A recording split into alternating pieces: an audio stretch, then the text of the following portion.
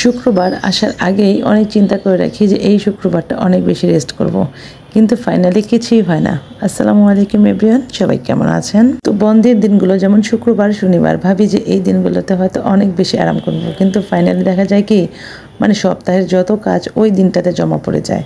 যেমন এই যে কোনো বাজার ছিল না, বাজার করে আনা হয়েছে, তো সেই বাজারপত্র গোছানো। তারপর হচ্ছে যে একটা দুইটা রুই মাছ আনা হয়েছে, একটা পাঙ্গাস মাছ আনা হয়েছে। তো ওইগুলোকে পরিষ্কার করে হচ্ছে কেটেই আনা হয়েছে, তারপর পরিষ্কার করে সুন্দর মতো প্যাকেট প্যাকেট করে রাখা। তারপরে এই যে বাজার নিয়ে এসেছে সেগুলো গোছানো, মানে সব কিছু মিলে কেমন একটা মনে হয় যে রান্না করার টাইমও চলে যাচ্ছে, খাওয়ার টাইমও চলে যাচ্ছে, আর রেস্ট তো দূরের কথা। হয়তো সকালের ঘুমটা একটু প্রপারলি হয়, তারপর দেখা যায় যে আর হয় না, বেলার ঘুমটাও তো ঘুমানো যায় না। তারপর হচ্ছে যে আমি সুন্দর মতো বক্স করে নিয়েছি। এইটা ছিল পাঙ্গাস মাছ। আমরা মা আর ছেলেরা বলা যায় পাঙ্গাস মাছ খুব বেশি পছন্দ করি। তো আমাদের জন্য পাঙ্গাস মাছটা আনা হয়, বাবার জন্য রুই মাছ আনা হয়েছে। তারপর ওগুলো সব কিছু গুছিয়ে নিয়ে তারপর হচ্ছে যে আমি যে পরোটা ভেজে নিয়েছি। মেরাজে মাসফিকে পরোটা খাবে, আর হচ্ছে যে আমার আর বাবার জন্য খিচুড়ি ছিল, তো খিচুড়িটা আমি গরম করে নিয়েছি আর ডিম ভাজি করে নেব। তো দেখা যায় কি সকালবেলা ঘুম থেকে উঠে আমার আজকে রান্না করতে অনেক বেশি লেট হয়ে গিয়েছে, কারণ হচ্ছে যে ঘুম থেকে দেরি করে ওঠা, তারপর হচ্ছে যে বাজার গোছানো, আর হচ্ছে যে খালাও তাড়াতাড়ি চলে এসেছিলো। তারপর যে সব কিছু রেডি করে আমি যে বেলের শরবত বানিয়ে নিয়েছি। তো ভাবতেছি যে খালি পেটে যেন বেলের শরবতটা খেতে পারি, সেই জন্য আর কি তাড়াহুড়া করে খাওয়া।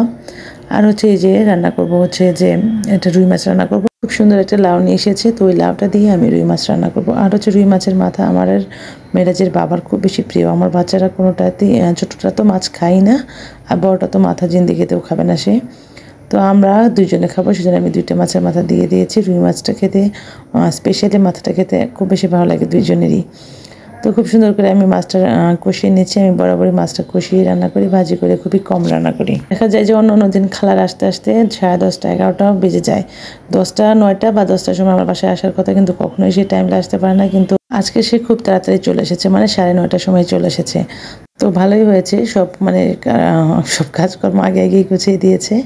আর এদিকে এই তো আমার মাছের তরকারিটা বলক উঠে গেছে। মাছের তরকারিটা খুব সুন্দর লাগছে দেখতে। আর এই যে পাট শাকটাও আমি ভাজি করে ফেলেছি। পাট শাক ভাজিটা তো আসলে ছোটোবেলা থেকে খেতো কি এই যে পাট শাক ভাজি খেতে তিতো লাগতো, কিন্তু বড় হওয়ার পর পাট শাকের তিতোটাই এখন ভালো লাগে।